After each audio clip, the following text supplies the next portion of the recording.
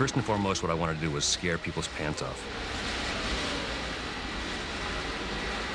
I said I wanted to do something as scary as a show that was on when I was a kid, which was Kolchak the Night Stalker. It was a series that I loved. I could have watched it every night of the week. And so I came up with the X-Files, Mulder, Scully, and the FBI as a way to explore paranormal phenomena.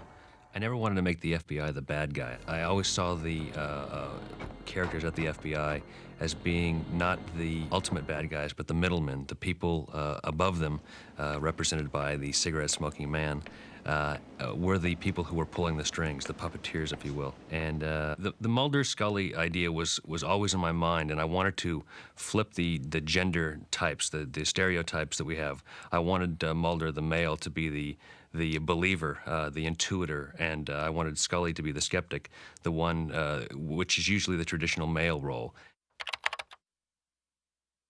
David Duchovny was an early favorite, and he was a pretty easy person to cast. He fit the character that I had written very well and played it with a real. He underplayed it is what he did, and I think that was what won him the part. Also, he has a tremendous amount of personal magnetism and sex appeal. Gillian Anderson was a little more difficult, actually a lot more difficult. She didn't have the obvious qualities that network executives have come to associate with hit shows, but she was a terrific actress, and she came in and read the part with a seriousness and intensity that I knew the Scully character had to have, and I knew as soon as she read it that she was the right person for the part. The X-Files is filled with all sorts of inside detail, all sorts of things. One of them has become quite well known now, which is the clock reading 11:21, which is my wife's birthday, November 21st. So you'll see those numbers, and they are meaningful. Character names as well. They come from, in my scripts, I know they come from old high school friends predominantly. Fox Mulder. I grew up with a kid named Fox. I always liked the name. It seemed to go with Mulder, which is my mother's maiden name. Scully's name came from my childhood, where the voice of God, when you grow up in Los Angeles, is Vin Scully, the guy who announces for the Los Angeles Dodgers. And every night I'd go to sleep with his voice in my head. The man who shot the pilot for the show, Tom Del Ruth, moved on.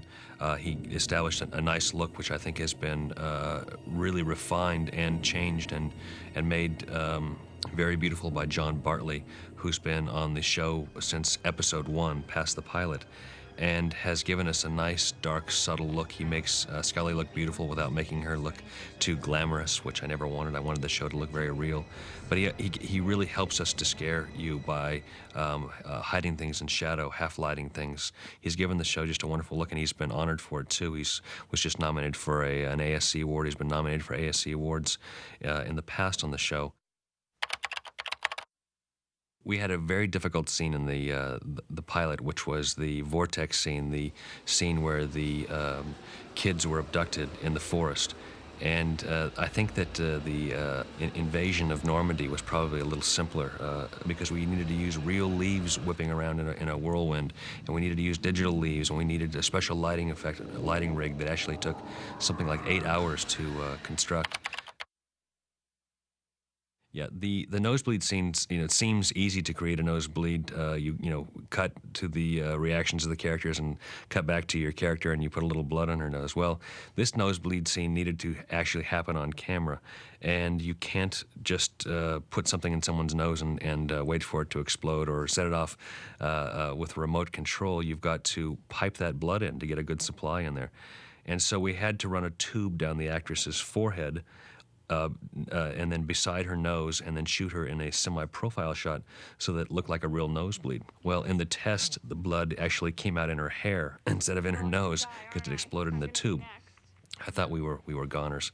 But it turned out that the effect worked perfectly, and that nosebleed scene ends up being a very believable and effective and scary moment in the pilot. I think it's pretty cool movie making.